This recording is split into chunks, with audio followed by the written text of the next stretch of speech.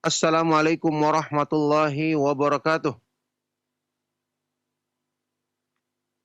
Innal hamdalillah nahmaduhu wa nasta'inuhu wa nastaghfiruh wa na'udzu billahi min syururi anfusina wa min sayyiati a'malina. May yahdihillahu fala mudhillalah wa may yudlil fala hadiyalah.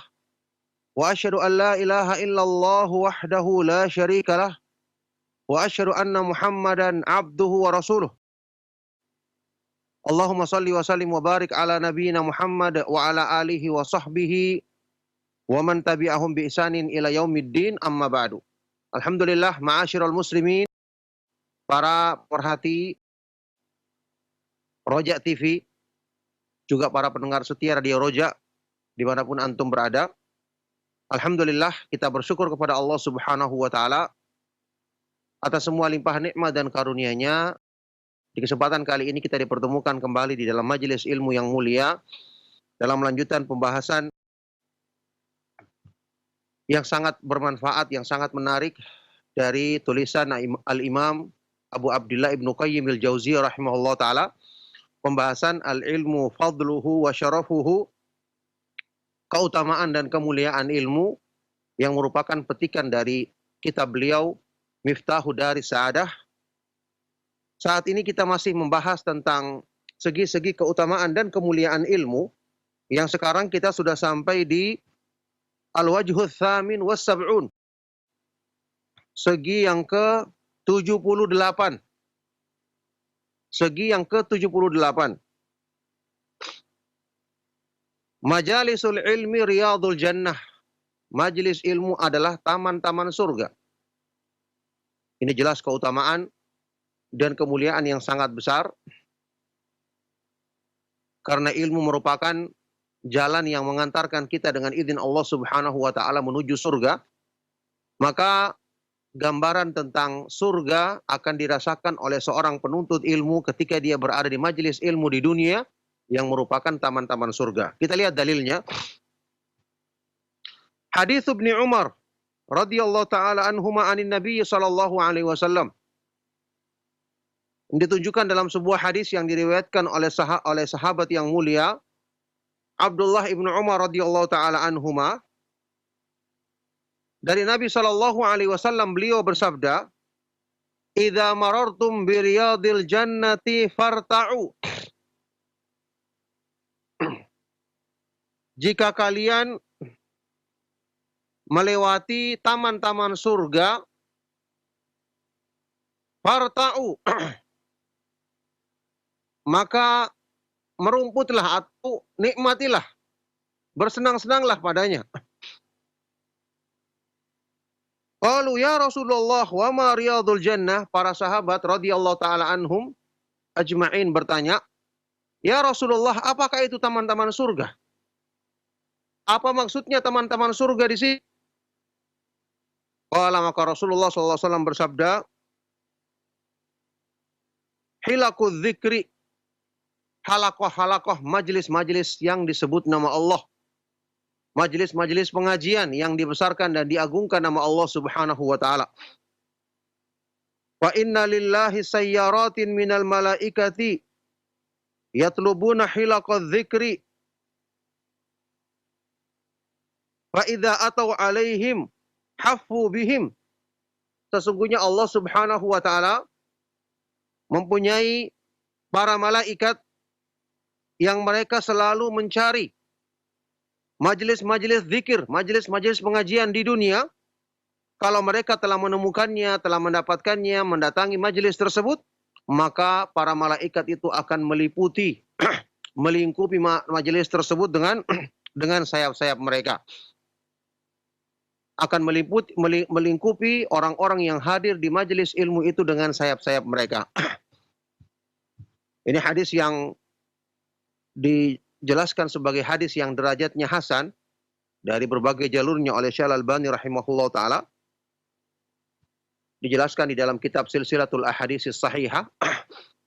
Maka ini jelas merupakan keutamaan majelis ilmu yang sangat agung, karena digambarkan sebagai taman-taman surga, berarti ini adalah jalan untuk menuju surga, ya, merupakan gambaran tentang keadaan di surga yang bisa kita rasakan di dunia dengan menghadiri majelis ilmu yang merupakan taman-taman surga. Sekaligus juga ini menunjukkan bahwa menuntut ilmu adalah jalan untuk meraih kenikmatan tertinggi di dunia, yaitu merasakan nikmatnya ibadah. Karena dalam majelis ilmu kita belajar agama, kita belajar hal-hal yang memperbaiki iman. Kita ketahui iman yang sempurna itu kita akan rasakan atau kelezatannya sebagaimana yang disebutkan di dalam banyak hadis yang sahih dari Rasulullah Shallallahu Alaihi Wasallam. Nah, saya dibawakan di sini kemudian oleh Imam Ibnu Qayyim rahimahullah taala pernyataan sebagian dari para ulama salaf. Qala Atha, Imam Atha berkata, majalisul dzikri majalisul halali wal haram. Kaifa yashtari wa yabi'u wa yasumu wa yusalli wa yatasaddaqu wa yankihu wa yutalliqu wa yahujj.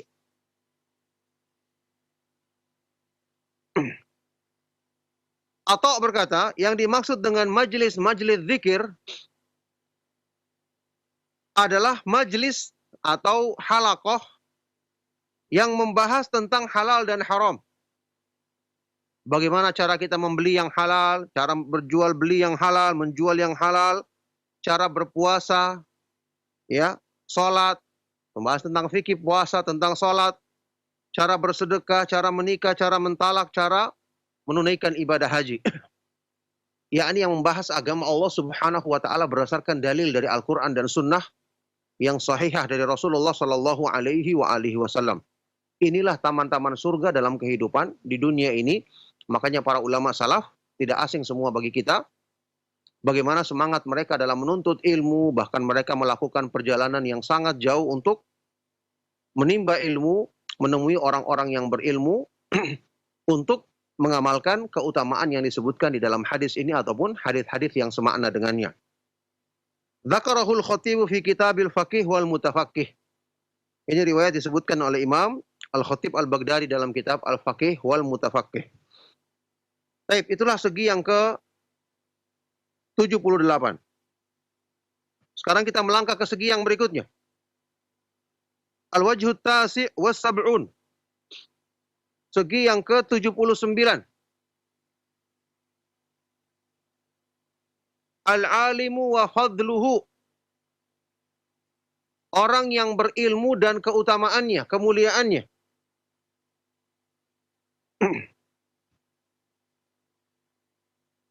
Dibawakan di sini Ibnu Qayyim rahimahullah taala juga menukil riwayat Al-Khatib Al-Baghdadi dalam kitab tadi Al-Faqih wal Mutafaqih. Beliau berkata, An Aliyin annahu qala, dari Ali bin Abi Thalib radhiyallahu taala anhu, beliau berkata, Al-alimu a'dhamu ajran minas sa'imil qa'imil ghazi fi sabilillah. Orang yang berilmu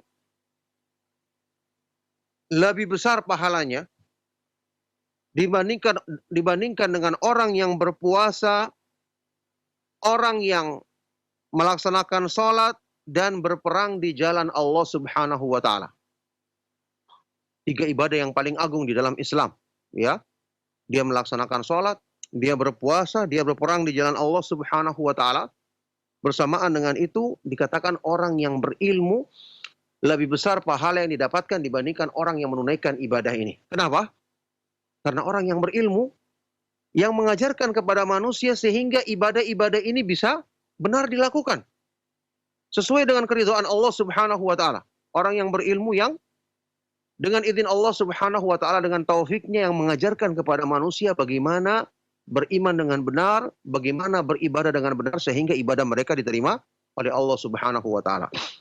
Nah, berikutnya ini semua dibawakan beberapa segi-segi yang ringkas, ya, keutamaan-keutamaan yang berhubungan dengan ilmu. Al-Wajhut Tsamanun, segi yang ke-80. Bainal ilmi wal jihad, antara ilmu dan jihad. Antara ilmu dan berjihad di jalan Allah Subhanahu wa taala. Marwahul Khatibu aidan an Abi Hurairah radhiyallahu anhu, juga dibawakan di sini dari kitab yang tadi. Al-Khatib Al-Baghdadi meriwayatkan dengan sanadnya dari Abu Hurairah radhiyallahu taala anhu, qala, beliau berkata, Abu Hurairah radhiyallahu anhu berkata, la an a'lama baban minal ilmi fi amrin au nahyin ahabbu ilayya min sab'ina ghazwatan fi sabilillah. Sungguh, jika aku mengetahui satu bab, ya, satu pembahasan dari ilmu, baik tentang perintah dalam Islam atau larangan, maka ini lebih aku sukai daripada 70 peperangan di jalan Allah Subhanahu wa taala. Mempelajari satu pembahasan dalam ilmu agama, kata Abu Hurairah, lebih aku cintai daripada berperang di jalan Allah sebanyak 70 kali. Kata Ibnu Qayyim, didudukan maknanya, tentu supaya agar kita tidak meremehkan berjihad yang keutamaannya sangat besar, kata beliau, ya. Hadza in sahha, ucapan Abu Hurairah ini kalau seandainya sahih dari beliau, pamaknahu, maknanya adalah ahabbu ilayya min sab'ina ghazwatan bila ilmin. Maksudnya, mempelajari satu bab ilmu lebih aku cintai daripada 70 peperangan yang tanpa ilmu. Karena berperang tanpa ilmu jadinya ngawur. Ya, seperti perbuatan orang-orang yang melapor misalnya, teroris. Menakut-nakuti kaum muslimin, membuat teror di negeri kaum muslimin. Memberontak perintah. Ini menempatkan jihad atau peperangan yang tidak pada tempatnya. Apalagi dengan bom bunuh diri. Yang merupakan dosa yang sangat besar yang dilarang di dalam Al-Quran dan hadits-hadits yang sahih dari Rasulullah SAW. Allah Subhanahu wa taala berfirman, "Wala taqtulu anfusakum." Janganlah kalian membunuh diri kalian sendiri. Di dalam hadis yang sahih dari Rasulullah SAW, misalnya dalam Sahih Muslim, "Man qatala nafsahu bi syai' udziba bihi fi nari jahannam khalidan mukhalladan," kata Rasulullah SAW. Barang siapa yang membunuh dirinya dengan sesuatu, maka dia akan disiksa, diazab dengan sesuatu itu dalam neraka jahanam selama-lamanya. Jadi tidak boleh sesuatu yang buruk seperti ini kemudian diatasnamakan berjihad. Ini menunjukkan jihad tanpa ilmu memang tidak ada nilainya. Ya, tidak memberikan keutamaan sebagaimana yang disebutkan di dalam hadis-hadis yang sahih tentang tingginya kedudukan berjihad di jalan Allah Subhanahu wa taala, jihad yang benar, jihad yang sesuai dengan keterangan para ulama Ahlus Sunnah wal Jamaah. Nah, jadi maksudnya di sini lebih aku sukai dibandingkan 70 peperangan di jalan Allah. Li'annal amala bila ilmin fasaduhu aktsaru min salahihi. Ini penting kata Ibnu Qayyim rahimahullah taala, karena beramal tanpa ilmu kerusakannya lebih besar dibandingkan kebaikannya. Keburukannya lebih besar dibandingkan kebaikan yang diharapkan. Au yuridu ilman yata'allamuhu wa yu'allimuhu fayakunu lahu ajru man amila bihi ila yaumil qiyamah. Jadi kemungkinan pertama maksudnya adalah orang yang mempelajari satu pembahasan agama dibandingkan 70 peperangan yang tidak dilandasi ilmu. Karena beramal tanpa ilmu akan lebih banyak menimbulkan kerusakan dan keburukan. Atau maksudnya yang kedua, kemungkinan yang kedua maksudnya, kenapa dikatakan mempelajari satu pembahasan ilmu lebih utama dibandingkan 70 peperangan? Maksudnya adalah ilmu yang dipelajari oleh seseorang kemudian dia mengajarkannya kepada orang lain, maka orang lain yang mengamalkannya itu, maka dia akan mendapatkan pahala orang yang mengamalkan ilmu tersebut sampai hari kiamat. Ketika dia belajar satu masalah agama, dia ajarkan kepada orang lain. Orang ini mengamalkan, terus diamalkan sampai hari kiamat, maka pahalanya terus mengalir. Dibandingkan dengan orang yang mengamalkan satu amalan sendiri, maka pahalanya hanya untuk dirinya sendiri. Itu maksudnya. Wa hadza la yahsulu fil ghazwil mujarradi yang mana keutamaan yang terus mengalir ini tidak akan didapatkan pada orang yang semata-mata sekedar berperang saja dan tidak mengajarkan kebaikan tersebut kepada orang lain. Yang jelas, dari dua kemungkinan makna yang disebutkan dari ucapan Abu Hurairah radhiyallahu taala anhu tadi, kedua-duanya menunjukkan keutamaan dan kemuliaan ilmu, tingginya orang yang mempelajari ilmu agama, kemudian dia menyebarkannya, mengajarkannya kepada orang lain. Baik, melangkah kita. Al-wajhul hadi wa thamanun, segi yang ke-81.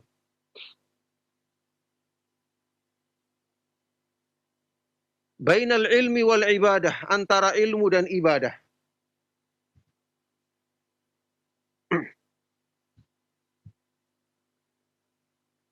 Marwahul khatibu aidan an Abi Darda radhiyallahu taala anhu annahu qala. Juga riwayat yang disebutkan oleh Imam Al-Khatib Al-Baghdadi dalam kitab Al-Faqih wal Mutafaqqih dari sahabat Abu Darda radhiyallahu taala anhu, Uwaimir radhiyallahu taala anhu, beliau berkata, "Mudzakaratul ilmi sa'atan khairun min qiyami lailah." Mudzakara ilmu, ya, mempelajari ilmu atau mengulangi pelajaran ilmu sesaat saja, ini lebih utama, lebih baik dibandingkan orang yang sholat semalam suntuk. Lebih utama dibandingkan orang yang beribadah semalam suntuk.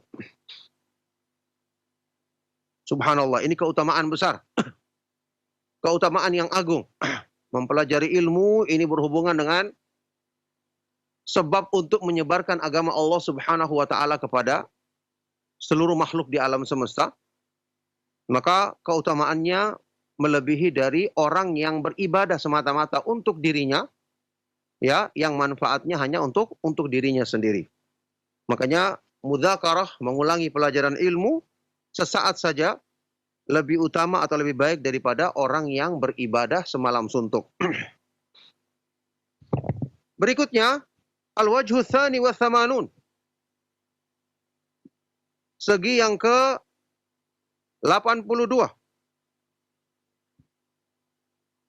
Antara ilmu dan sedekah.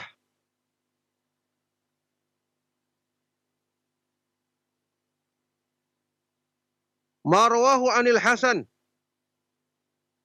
Juga yang dibawakan oleh Imam Al-Khatib Al-Baghdadi dari tabi'in yang mulia Al-Hasan Al-Basri radhiyallahu rahimahullahu taala.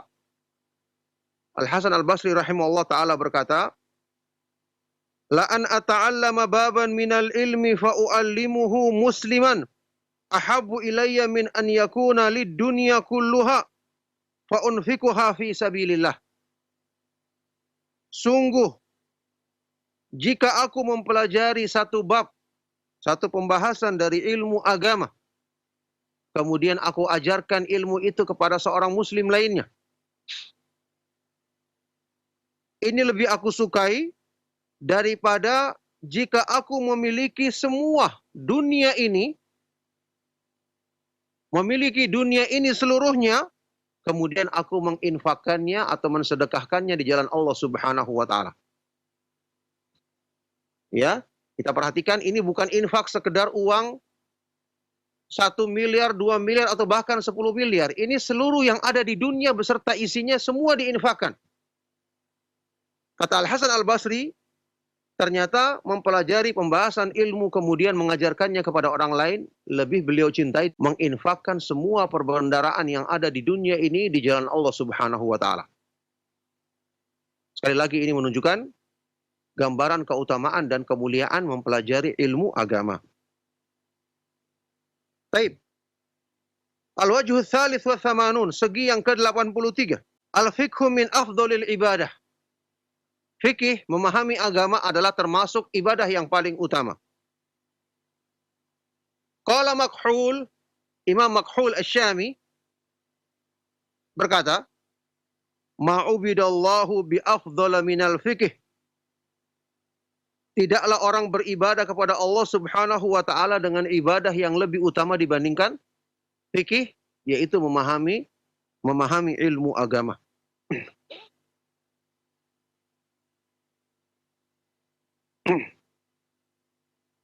Baik, berikutnya. Al-wajhur rabi wa thamanun, segi yang ke-84. Al-ibadatu bil fiqh, beribadah kepada Allah dengan pemahaman agama yang benar. Qala Sa'id ibn al-Musayyib, Imam Sa'id ibn al-Musayyib, imam tabi'in yang sangat terkenal dari kalangan penduduk Madinah, yang disebut-sebut sebagian ulama sebagai tabi'in yang paling berilmu, paling mulia, Imam Sa'id ibn al-Musayyib. Beliau berkata, "Laisat ibadatullahi bis-shaumi was-salati walakin bil fiqhi fi dinihi." Bukanlah beribadah kepada Allah itu hanya dengan berpuasa dan sholat, tapi beribadah kepada Allah adalah dengan fikih, memahami, mempelajari, dan memahami agamanya. Yakni bukanlah ibadah itu hanya sekedar dengan melaksanakan sholat dan puasa tapi tanpa ilmu. Bagaimana dia akan bisa melaksanakan ibadah-ibadah tersebut sesuai dengan keridhaan Allah, dengan iman yang benar, sesuai dengan contoh yang dicontohkan oleh Rasulullah SAW kalau tanpa dia mempelajari agama. Nah, jadi ilmu itu yang akan menjadikan ibadah kita benar, kata beliau di sini. Kata Ibnu Qayyim menjelaskan makna ucapan dari Imam Sa'id ibn al-Musayyib ini. Wa hadzal kalamu yuradu bihi amran. Ucapan beliau ini maksudnya ada dua. Ahaduhuma, yang pertama, annaha laysat bis-shaumi was-salatil khaliyaini 'anil ilmi walakin bil fiqhi alladhi yu'lamu bihi kaifa yasumu was-salat. Kaifa shaumu was-salah. Ibadah itu maksudnya, kata beliau yang pertama, maksudnya ibadah itu bukanlah dengan melaksanakan sholat atau puasa yang tanpa didasari ilmu, yang kosong dari ilmu. Tapi ibadah yang benar adalah dengan memahami agama, karena dengan itu dia akan mengetahui bagaimana cara berpuasa dan sholat yang benar. Berarti ibadah tidak akan bernilai tanpa ilmu pemahaman agama. Atsani, yang kedua,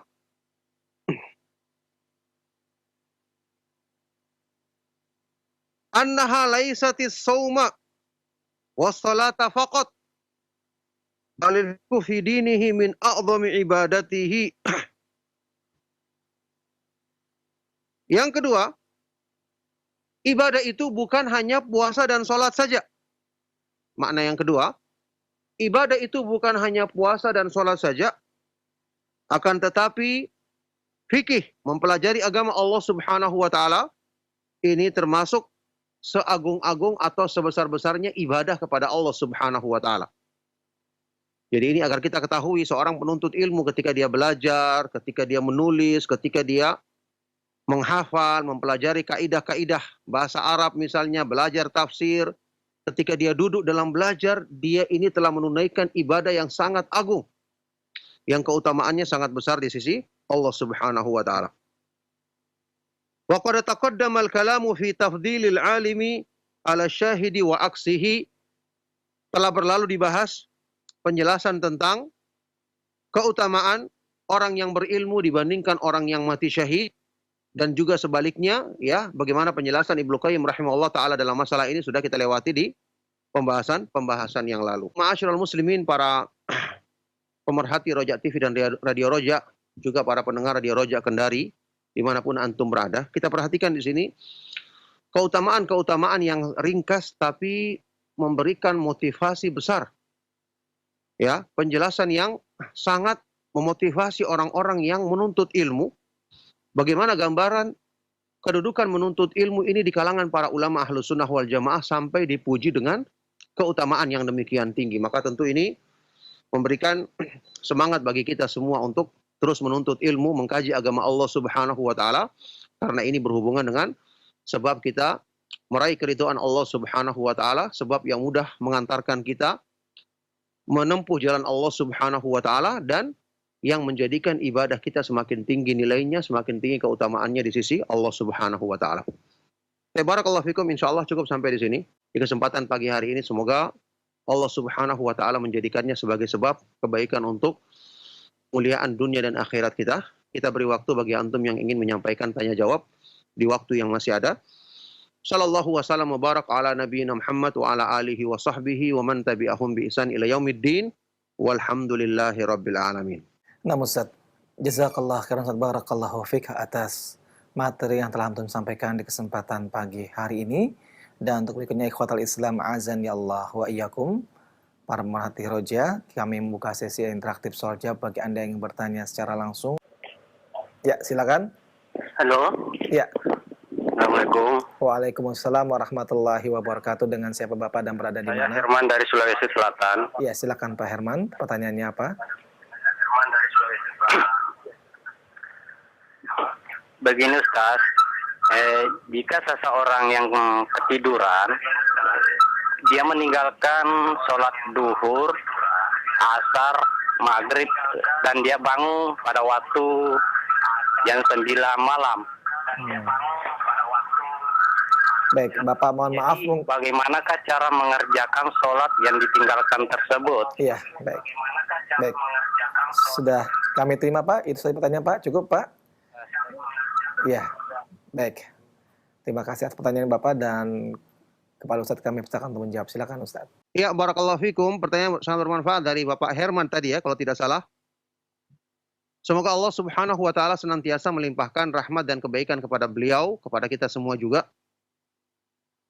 Orang yang ketiduran tadi mungkin karena sakit atau karena kecapean atau mungkin bahkan karena alasan yang lain.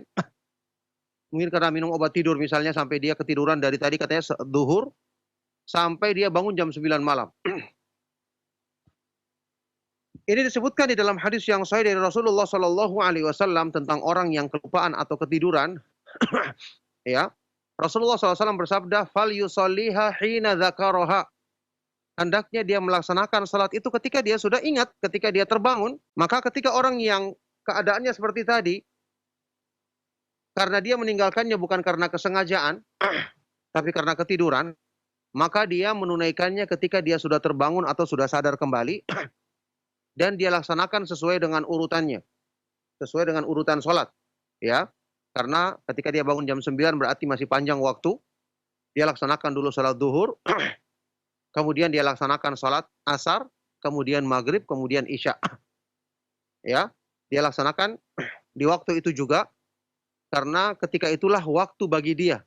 Disebabkan sepanjang waktu tadi antara duhur sama jam 9 tadi dia ketiduran, maka ketika dia terbangun itulah waktunya baginya, makanya segera dia laksanakan sholat duhur, setelah itu dia laksanakan lagi sholat asar, setelah itu sholat maghrib, kemudian sholat isya, demikian yang dilakukannya. Nah, wallahu ta'ala alam bisawab. Nah Ustaz, jazakallah khairan, barakallahu fik atas jawaban yang telah antum sampaikan Ustaz. Dan ikhwatal Islam azani Allah wa iyyakum, masih kita angkat pertanyaan telepon. Assalamualaikum. Waalaikumsalam warahmatullahi wabarakatuh. Ya Pak, dengan siapa Bapak dan berada di mana? Dengan Nugroho, saya ada di Jakarta. Silakan Pak Nugroho, pertanyaannya apa Pak? Mungkin agak menyimpang masalah terkait dengan pekerjaan yang terkait dengan riba. Ya. Ya, jadi kalau saya bekerja di sebuah perusahaan, contoh seperti perusahaan penjual jasa seperti Traveloka atau Tiket.com gitu ya. Terus di sana ada pembayaran yang menggunakan cash, ada transfer, dan juga ada yang lagi ramai itu pay later. Artinya ya mirip-mirip seperti kartu kredit, cara mendaftar segala macam, dan ada bunga di depan, bahkan juga ada keterlambatan. Tapi itu hanya sifatnya menerima pembayarannya saja. Artinya itu adalah akad dari si pelanggan kepada penyedia layanan pembayaran. Nah, ingin tahu hukumnya seperti apa itu Ustaz. Terima kasih. Wassalamualaikum warahmatullahi wabarakatuh. Baik, terima kasih banyak Pak. Dan kepada Ustaz kami silakan menjawab. Silakan Ustaz. Ya, barakallahu fikum. Yang saya pahami dari pertanyaan tadi yang saya dengar adalah ketika melakukan transaksi pembayaran tadi, ada salah satu di antara pembayaran yang kalau ada keterlambatan maka dikenakan denda, begitu ya? Ya, yang saya ketahui kalau seperti ini keadaannya, ya ini maka termasuk dari hal yang dilarang di dalam Islam, termasuk riba. Cuman ada beberapa hal tadi yang sistem pembayarannya saya tidak begitu paham. Ya mungkin Bapak bisa menanyakannya kepada para ustadz yang membahas masalah fikih di pengajian di Roja TV atau Radio Roja ini, misalnya Ustadz Erwandi atau Ustadz Khalid Samhudi ataupun yang lainnya. Karena mungkin mereka lebih mengetahui tentang proses pembayaran dengan apa yang tadi disebutkan. Nah, barakallahu fikum, itu jawaban yang bisa saya berikan. Nah, Ustaz. Jazakallah khairan barakallahu fik atas jawaban yang telah antum sampaikan, dan untuk Bapak yang bertanya tadi mungkin bisa bertanya nanti pada kajian yang disampaikan oleh Al-Ustaz Dr. Erwandi Tarmidhi MA taala pada hari Kamis pagi sebelum kajian ini. Baik, ikhwatal Islam azani Allah wa iyyakum, kita angkat kembali pertanyaan berikutnya. Assalamualaikum warahmatullahi wabarakatuh. Waalaikumsalam warahmatullahi wabarakatuh. Dengan siapa Ibu dan berada di mana? Dengan Ibu Saminah di Cibinong. Ibu Saminah di Cibinong. Silakan Ibu, pertanyaannya apa Ibu? Barakallahu fiik, Ustaz. Wa fiik barakallah. Ustaz, saya berdoa sama Allah tentang untuk ditetapkan saja keadaan saya sekarang, karena saya keadaan sekarang itu nyaman, damai, tentram, bisa menuntut ilmu agama yang benar. Karena ternyata alhamdulillah saya bersyukur dengan Allah, Ustaz. Nah, pertanyaan saya, kalau saya diuji lagi sama Allah, apakah saya siap atau tidak? Tentunya pasti kita namanya manusia diuji ya, Ustaz. Tapi ada kekhawatiran kalau saya diuji lagi. Nah, kekhawatiran itu apa dibolehkan apa tidak, Tat? Mohon nasihat, Tat. Jazakumullah khairan. Assalamualaikum warahmatullahi wabarakatuh. Waalaikumsalam warahmatullahi wabarakatuh. Wa jazakillahu khairan. Ya, barakallahu fikum. Pertanyaan bermanfaat sekali dari Ibu tadi yang bertanya dari Cibinong. Semoga Allah Subhanahu wa taala senantiasa melimpahkan rahmat dan kebaikannya kepada beliau, kepada keluarganya maupun kepada kita semua. Ya. Permintaan yang Ibu minta tadi untuk mendapatkan ketenangan, untuk ditetapkan keadaannya dengan keadaan seperti yang sekarang karena sudah baik, maka permintaan yang secara asal tidak salah. Cuma kita katakan, Ibu, kita harusnya minta kepada Allah Subhanahu wa taala adalah keadaan yang terbaik yang diketahui oleh Allah Subhanahu wa taala karena Dia Maha mengetahui. Jadi kita jangan bersandar kepada pengetahuan diri kita sendiri. Kalau kita misalnya minta keadaan saya sekarang sudah tenang, sudah baik, saya minta tetap dengan keadaan seperti ini. Tetap dengan keadaan seperti ini. Saat ini kita mungkin rasakan baik. Tapi nanti mungkin bisa terjadi ada perubahan. Contoh seperti yang Ibu bilang tadi sendiri, setiap orang mukmin mesti akan diuji. Ya, maka harusnya kita minta kebaikan kepada Allah Subhanahu wa taala sesuai dengan apa yang Allah Subhanahu wa taala kehendaki dan ridhoi untuk kita. Karena kalau kita merasa diri kita tenang saat ini, kan belum tentu Allah ridhoi. Kita tidak tahu apakah kita sekarang ini beramal ikhlas atau tidak. Kita beramal sesuai dengan keridhoannya atau tidak. Jadi kita minta kepada Allah Subhanahu wa taala keadaan yang diridhoi oleh Allah Subhanahu wa taala dalam keadaan apapun. Ya, kalau misalnya Allah menguji kita, kita minta agar dikuatkan. Ketika Allah Subhanahu wa taala berikan kenikmatan, kita minta agar mudah mensyukurinya. Jadi tetap kita selalu minta kepada Allah Subhanahu wa taala keadaan yang Allah Subhanahu wa taala Maha mengetahui, itulah yang terbaik untuk diri kita agar Allah Subhanahu wa taala menjadikan kita semua selalu dalam keadaan baik dalam semua keadaan yang Allah Subhanahu wa taala berlakukan untuk kita. Nah, barakallahu fikum. Fik barakallah, jazakallah khairan atas jawaban yang antum sampaikan Ustaz. Dan ikhwatal Islam azani Allah wa iyyakum, untuk pertanyaan berikutnya kami angkat melalui pesan singkat Ustaz. Ustaz, dari pendengar kita dari pemerhati Roja di Padang dengan Pak Zon, beliau bertanya Ustaz, ada sebuah hadis yang berbunyi, tuntutlah ilmu walaupun ke negeri Cina. Apa yang menyebabkan harus ke Cina Ustaz? Bukankah di Cina itu banyak orang-orang kafir dan makanannya babi dan minumannya arak? Mohon Ustaz memberikan penjelasan tentang hadis tersebut Ustaz. Silakan Ustaz. Ya, alhamdulillah Pak, hadisnya hadis palsu. Hadis tersebut adalah hadis yang palsu yang tidak ada asal-usulnya. Ya. Jadi tidak perlu kita bahas karena ini bukan hadis yang benar penisbatannya kepada Rasulullah Shallallahu alaihi wasallam, bukan ucapannya Rasulullah Shallallahu alaihi wasallam. Jadi ini hadis dikritik oleh para ulama dan dinyatakan sebagai hadis yang tidak ada asal-usulnya oleh para ulama. Jadi ini bukan berasal dari ucapan Nabi Shallallahu alaihi wasallam. Nah, yang jelas sebagian dari para ulama ada yang menjelaskan, seandainya hadis ini pun benar, maka dikatakan Cina di sini, ya bukanlah negeri Cina yang ada saat ini, atau dibatasi dengan negeri Cina yang ada saat ini. Sebagian dari orang-orang dulu, orang-orang Arab dulu mengatakan As-Sin itu adalah negeri yang ibaratnya negeri antah berantah. Maksudnya tuntutlah ilmu sampai di negeri yang jauh, maksudnya begitu. Itu kalau kita anggap dan perlu kita cari maknanya, yang jelas sudah selesai, hadisnya adalah hadis yang palsu, tidak ada asal usulnya, maka tidak perlu kita bahas karena ini bukan dari ucapan Nabi Shallallahu Alaihi Wasallam. Nah, barakallahu fikum. Ustaz, wafik barakallahu Ustaz, jazakallah khairan atas jawaban yang telah antum sampaikan Ustaz. Dan pertanyaan berikutnya Ustaz masih melalui pesan singkat yang kami angkat Ustaz dari pemerhati Roja. Ustaz, dari hamba Allah, saya dimusuhi oleh teman dekat sendiri karena adanya adu domba orang lain yang dengki kepada saya. Apakah saya terkena ancaman hadis amal soleh tidak diangkat? Saya takut